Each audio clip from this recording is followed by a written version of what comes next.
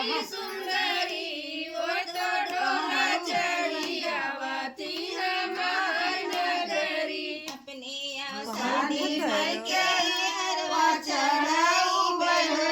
अपनी आसानी में के हरवा चढ़ाई बहू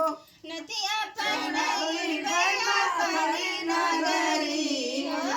नदिया पहनाई गया सारी नगरी